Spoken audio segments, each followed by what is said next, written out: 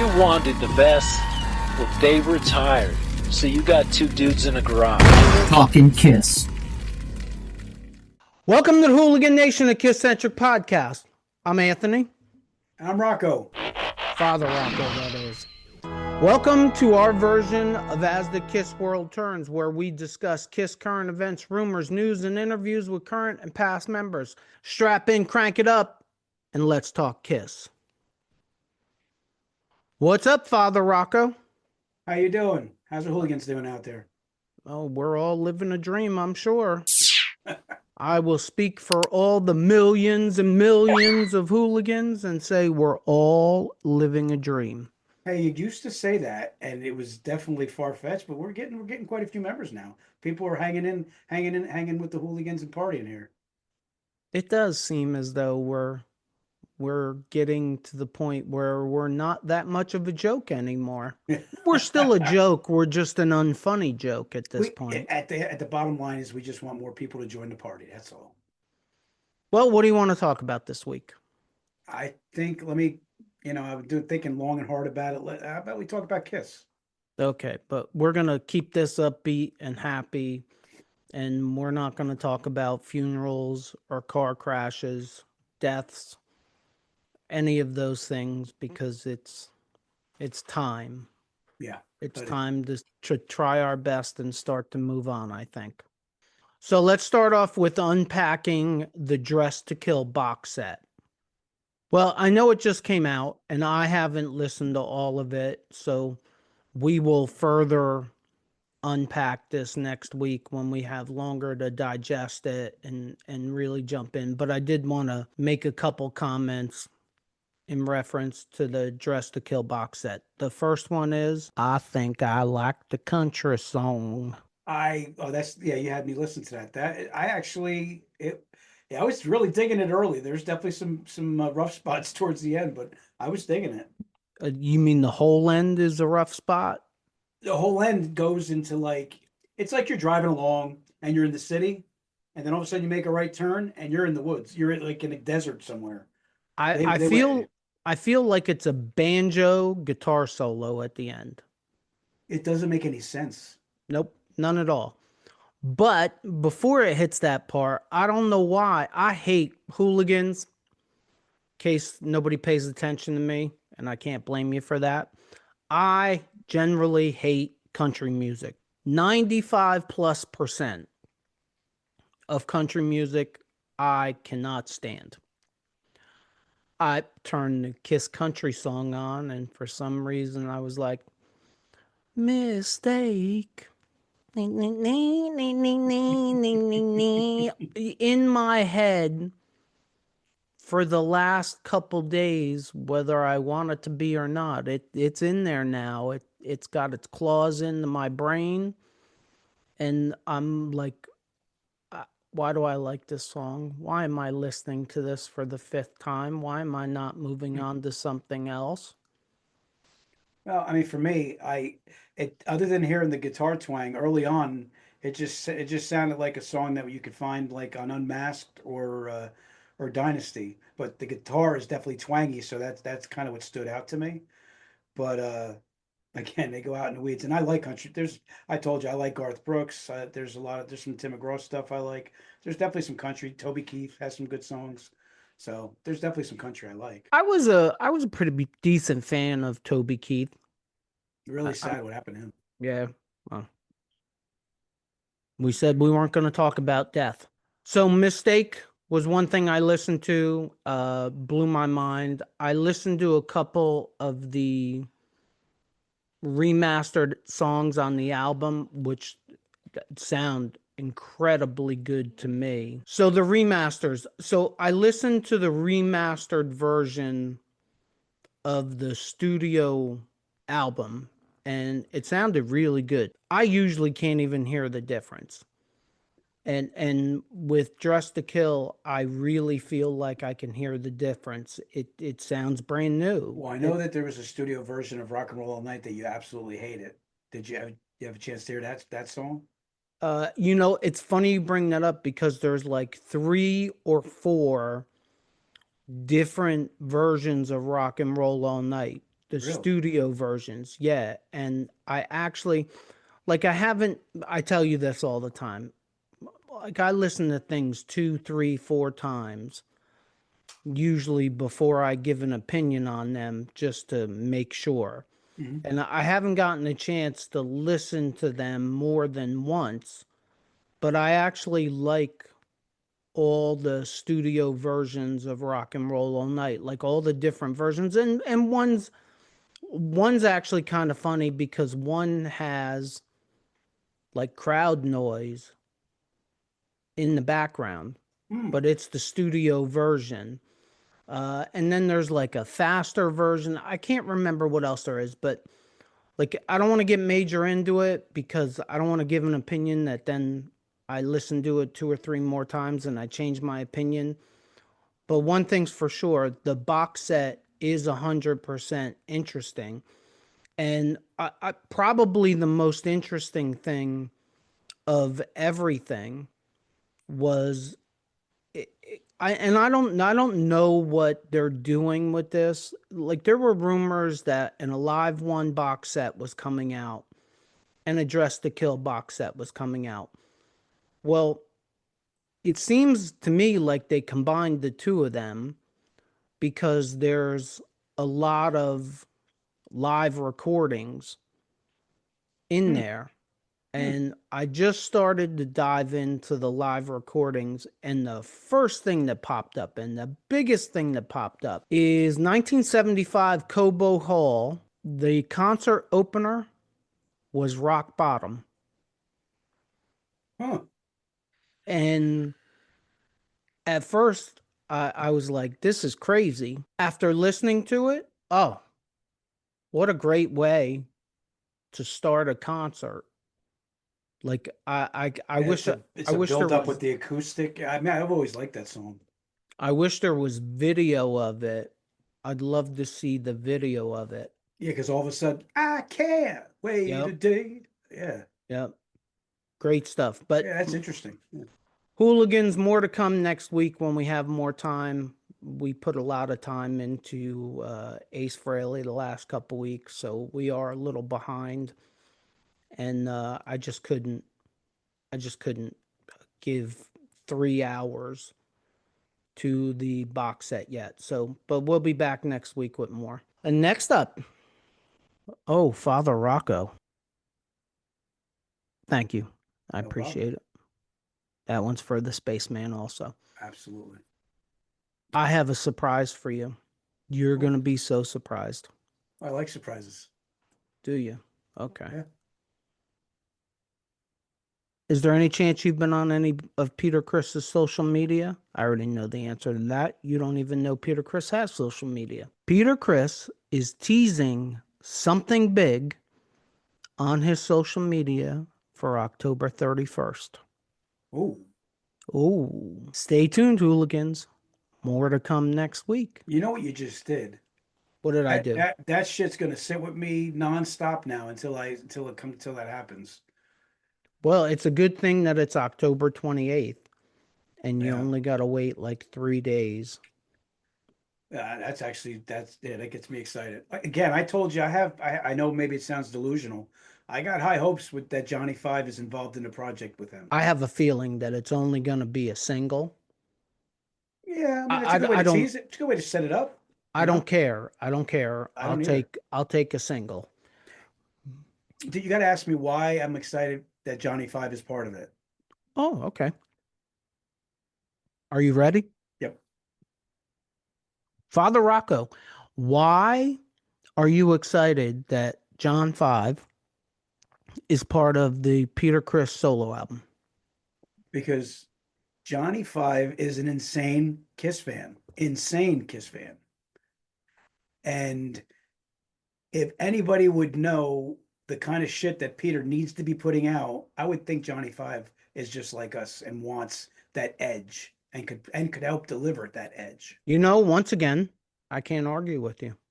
I got to go with that. If I, with zero musical talent, if I went in the studio with Peter Criss, that would be the only thing that I said to him was, hey, we're not going to do jazz. We need to do, like, you need to listen to Black Diamond 30 times. I was going to say the same thing. I was going to say you have to go to sleep with it in your, what's that thing, the blindfold where you have to listen to, I have him listen to Bluetooth and Black Diamond nonstop. I would start him off with, look, let's just reinvent Black Diamond and let's start there. Absolutely. If you can reinvent Black Diamond once, we'll be good for the rest of the album. If we just go off whatever that reinvention is. Actually, you know what? I would make it easier, to tell you the truth. I would tell him, let's just re-record Black Diamond. That's going to be the first thing that we do, and then we're just going to go off of that. But, you know, I hope for the best. I can tell you that Spotify, it usually posts right after midnight. And I can tell you that the 30th, right when it hits midnight into the 31st, I'll be listening to it on Spotify, hopefully, to see what it is. Like, I'm going to stay up after midnight to hear it because a couple weeks ago on this show, or even a week ago, I was questioning whether it was even real or not. And since then, he started teasing everything. I think he's past the point of no return. Like, something's got to happen the 31st. I don't know what it's going to be, but something's got to happen. So, stay tuned. I'm definitely excited about it. Sounds good. Stay tuned, hooligans. More to come. And finally, because let me say this first and foremost. There is nothing out there in any other news. I do know that Eric Singer was at the Tesla show in Las Vegas on Sunday night, maybe Saturday night or Sunday night. That's all I know. There has not been a peep out of Gene or Paul since everything happened with Ace. Nothing that I can find from Doc McGee or Bruce Kulick, or for that matter, Tommy Thayer. So, and I imagine that things were going to very much quiet down around this time, unless or until they decide who's going to play drums for them. And then maybe it'll come out. I mean, I think if it's Eric Singer, it'll come out. But other than that, I really don't expect to get much news from them in the next couple weeks. Finally, let's discuss our little field trip Saturday. Yes, let's. Saturday, Father Rocco and I went to the Chiller Theatre Expo in Parsippany, New Jersey. And it was our first time there. And we went there specifically to see Richie Scarlet and see Robert Fleischman. And I got to tell you, I was pleasantly surprised at just about everything. Again, they're not like, the premier stars out there. So, I just felt them extremely, all of them very, very engaging, very friendly, very like average guy. It was a very good experience. Well, you like to start with the beginning, so let's start with the beginning. Okay. We got in there. We ended up paying the entrance fee, which was $40 a piece. And then we went out on a mission looking for Richie Scarlet, and we found him. And his booking agent, and I believe the other person was his manager, was with him. All three of them were really cool. Richie Scarlet was really, really cool, I thought. Yeah. I was surprised at actually how cool he was. Well, should I say what we took a picture with him? Should I say what happened when he took a picture? Well, we'll put the picture up. Well, we get in and he kind of pulls us close, and I said to him, because he's got, you could tell he's got like a good sense of humor. And I go, I guess if I did this with you, that's kind of corny. He goes, yeah, you're not 14, man. so yeah, I thought that was pretty funny, but it really engaging. And like he said, everyone involved with him were super cool too. Yeah, they were. And just so the hooligans know, special attention, KJ Nodwell. We did get contact information. We did discuss having Richie Scarlet on here as a guest. He did agree to come on here as a guest. I haven't locked anything down yet, but I will be working on it this week. I can't promise anything. Number one, I can't promise anything because I don't know how this works. And it's just easier just to say yes. But, we spend about half an hour, Richie Scarlet, maybe a little more. Yeah. I mean, but again, talk about somebody who has a lot. I mean, we're going to try not to talk too much about the past as far as, talking about Ace passing and stuff. But if there's anybody who's got a lot to say about Ace, I'm sure that, to me, I got the impression that he'd be looking forward to doing our podcast. Well, I think everybody should look forward to doing our podcast because you and I both have incredibly winning personalities. Yeah, but you know what I mean? Like, it didn't look like he was kind of like just appeasing us and putting us off to the side. No, I agree. It didn't. He was very cool about what I expected him to be like. Probably cooler than what I expected him to be like. And for all the hooligans that have been on here for a while, I met Richie Scarlet about 30 years ago, but that was under different circumstances. But he was cool then. Mm-hmm. And he didn't seem much different at all. He was very open to everything. Well, actually, I want to say this before we move on. I think his manager? I think it was his Tony, right? Yeah, Tony. Tony. Was her name. I think it was his manager. Shout out to Tony. We talked to her for about 15 minutes. Absolutely. Really cool lady. And she also has, she's been involved with other bands. She was involved with KISS. She was involved with Aerosmith. We discussed her coming on the show also, so we're going to try to work on that. And then we met Jim Florentine and Don Jamieson from That Metal Show. And just as a little teaser, a little minute teaser. Can't say too much, don't know too much, but for all of you fans of That Metal Show, it might be coming back. Let's hope. Stay tuned for that also. But they were pretty cool guys too. Like, and be honest with you, it was under your suggestion, let's hit everything we didn't hit. And we basically found them by accident. I don't think either one of us knew they were even there.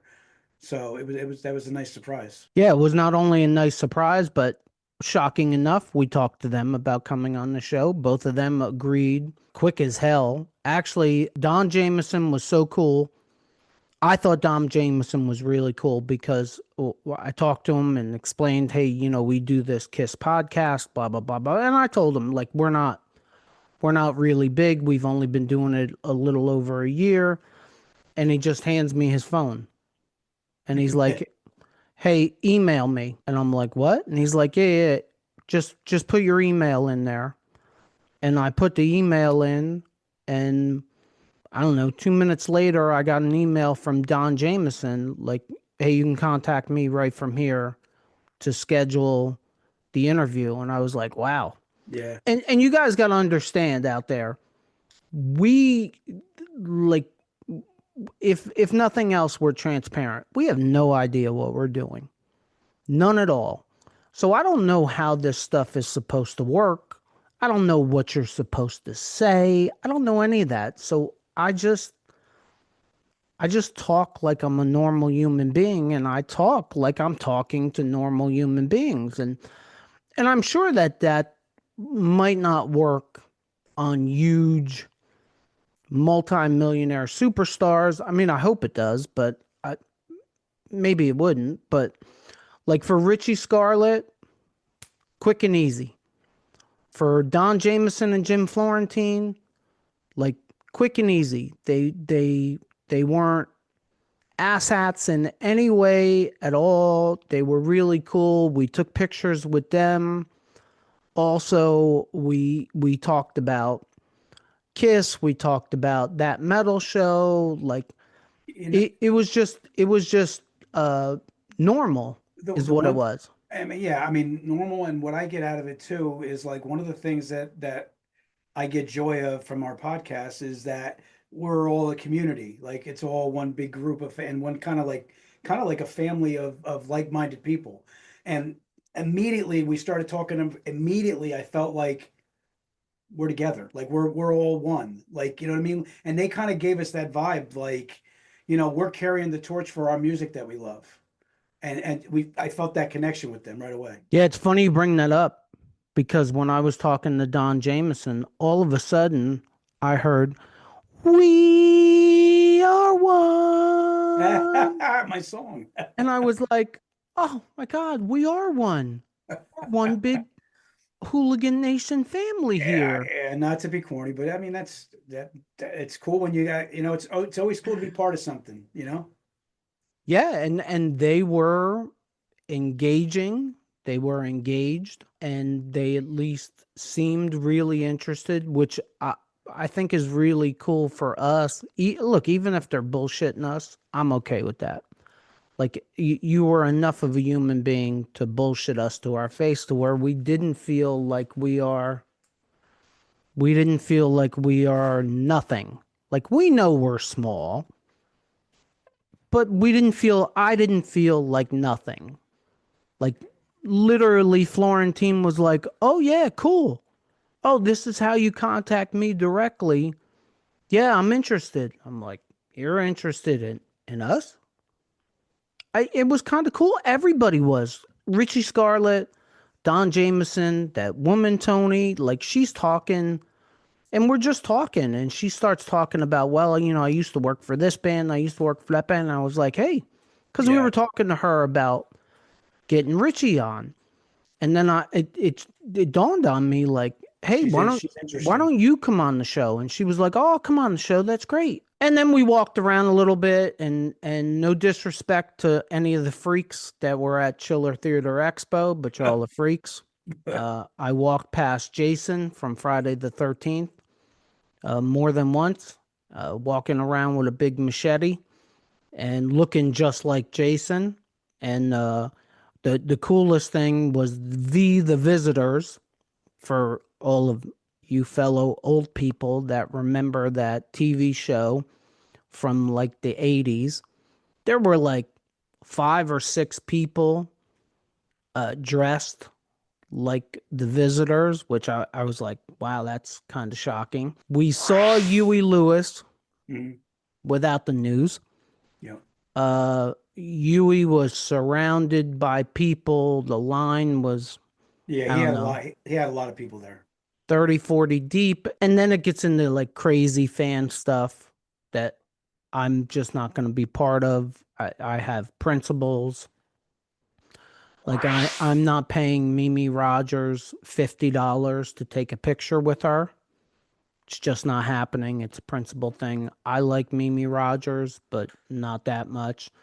Who else did we see? Morgan Fairchild was there. I can tell you one thing about Morgan Fairchild. She's got to be like 85 years And old. she looked good She still, looks like she's 35. She looked like she was 35 from like 20 feet away. and not fake. She didn't look fake either.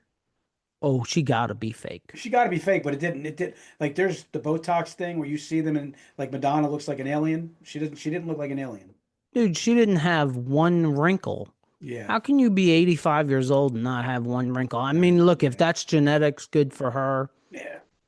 But I got a feeling that that's not genetics. But whatever. Yeah. I thought it was cool. Who else? Who else? BJ, Who else? BJ and the Bear Guy. Oh, we saw BJ and the Bear Guy, which I mean, anybody who ever saw the TV show BJ and the Bear, I was a little geeked out. I would have been more geeked out if the bear was there. Mhm. But And you had the guy from Die Hard, the police officer from Die Hard. yeah, I don't even remember what his name was. I forget his name. It was a cool experience. I I A lot of walking. I liked it. I can tell you right now, I'll go next year.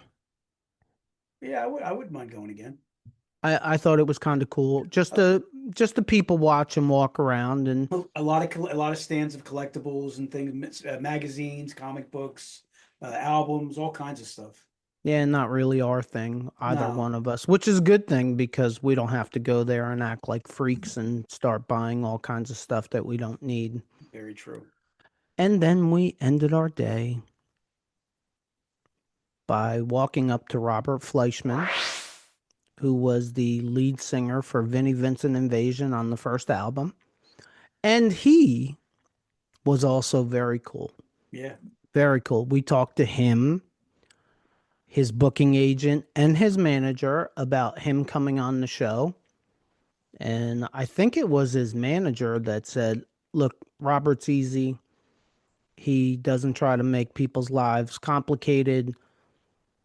He'll be available anytime during the week after lunchtime. I was like, oh, okay. He's like, just send me an email and we'll set it up. Again, we don't know whether any of this is real or not until we at least confirm, but everybody was great that we dealt with. Everybody was interested. Robert Fleischman was another guy. He was very personable, I thought. Yeah, absolutely. I did buy a copy, a Japanese import copy of Vinnie Vincent Invasion's first album because I had, well, CD. I had it and I can't find it and you can't get it in this country anymore. And Robert Fleischman was kind enough to autograph it. And I think it was crazy. I think it was it $40? I think it was $40, yeah. I think it was $40. And if I ordered it from Japan, it would have been $40. So Yeah. by the time it shipped here and everything. So I didn't think it was crazy. And, you know, I'm okay with paying for something like that because I needed it anyway.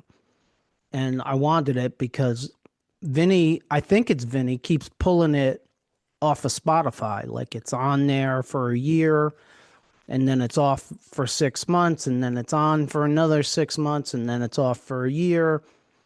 It really is the definition of Vinny, which is why I think Vinny's probably behind it. The one thing that comes out of this is if we get some of these guests on here, it's going to provide a lot of interesting content for you because I mean, Richie Scarlet alone, the amount of stories that he would have to tell about Ace and Fleischman, about Vinnie Vincent, and just the interaction with the people that we've been following for so long. Hopefully it's gonna be some future fun episodes for you guys to watch. Yeah, and if any of you guys live in the area of Parsippany, New Jersey, and you've never been to Chiller Theatre, it's worth checking out in the future. I mean, I guess it greatly depends on who's going to be there. But in the case of this year, with Richie Scarlet there and Robert Fleischman there, and as you all know, originally Vinny was supposed to be there. Vinny was not there. But that's the reason why we decided to go, and I don't regret the decision. Even if nobody comes through and nobody comes on the show, I still don't regret the decision. It was a pretty good day. It was a lot of walking. They really like cash there, which is really unusual because usually nobody takes cash for anything. So no one ever goes prepared for everybody I mean, when I tell you everybody wanted cash, like to get a ticket at the front door, you had to pay cash. Yeah. That is like so 1985. Yeah, I was surprised by that also. Yeah, I literally was like, oh, you want cash? Nobody wants cash. Most places won't even accept cash. Right. So now all of a sudden, like one place switches it up. Whatever. I know why they want cash, but. Oh, and for all your Christmas Vacation fans, Eddie from Christmas Vacation and Beverly D'Angelo, the wife of Chevy Chase in Christmas Vacation, were there too. And there was a ton of other people there. And there was a ton of other people there that neither one of us had a clue who the hell they were. Yeah, very true. And then I'm sure there was people we never saw or didn't even notice. I mean, there were some people I was like, who is this? Yeah. And they're surrounded by people, and I'm like, I don't even know who this guy is. Well, it's Chiller Theater, so there was a big population of people that were there in horror flicks, and that's definitely not my lane at all. Nah, it's really not. I mean, it's not my lane to the point of knowing who the hell these people are. Like, nothing against them, but what, Yeah. I don't know how else to say it other than I wouldn't really go any place to meet the cop from Die Hard. Oh no, yeah, no. I mean, yeah. I mean, I know who he is. It's the same thing with Huey Lewis. Like, it was like 30 seconds of, that's Huey Lewis. And then I was like, okay, let's go get a hot dog. Like, No problem. I'm not going to chase Huey Lewis around. I'm not going to pay for an autograph or a picture with Huey Lewis. Like, no. You got anything else? No, I think we summed it up pretty good. It was a good event. I'd recommend it. I mean, the only thing I want to make a comment on is at the same exact time that was going on, the Chill Out thing was going on. So I was kind of curious to see how Gene's event went. There's video out there. Yeah, I got to check that out. There's actually still shots of Gene's dinner. There were people there also. Okay. So he sold dinner packages, which, hey, good for you. Good for you. Mm-hmm.